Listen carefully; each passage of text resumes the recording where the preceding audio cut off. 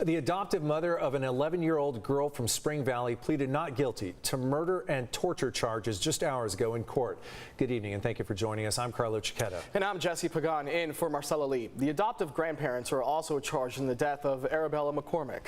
As CBS 8's David Goffredson reports, Arabella's adoptive father committed suicide the same day the girl died in the hospital. Ring doorbell video captured fire engines and ambulances responding at 2 a.m. on August 30th to the McCormack family's home on Lakeview Drive in Spring Valley. The original call was for a girl choking. 7 gallons of 14 medics to be determined choking, 3375 Lakeview Drive. 11-year-old Aarabella McCormack died later at the hospital. Child Welfare Services determined she died of abuse and neglect, allegedly at the hands of her adoptive parents and grandparents. Aarabella and her two younger sisters were adopted in 2019 by Leticia and Brian McCormack, who had been fostering the children since 2017. Leticia volunteered at the Rock Church. Brian was a Border Patrol agent. He committed suicide by shooting himself in the head inside his pickup truck as he arrived home and found sheriff deputies at his house. Neighbors recorded this cell phone video. Couldn't help but think that if the little girl was dead and the adoptive father killed himself, there had to be a reason. So it's not hard to think that he had something to do with her death.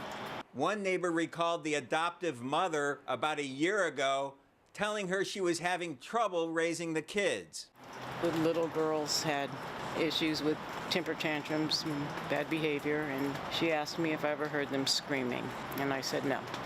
Wednesday in El Cajon court, the adoptive mother, Leticia McCormack, and her father, Stanley Tom, pleaded not guilty to murder, torture, and child abuse charges. The adoptive grandmother, Adella Tom, also pleaded not guilty to torture and child abuse charges. Outside court, the 11-year-old's biological mother, Toriana Flory, exploded in anger.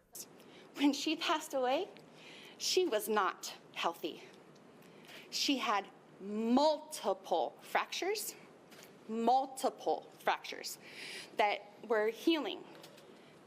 And she was very malnourished. She was very sick. Flory had her children taken away and placed in foster care with the McCormacks in 2017.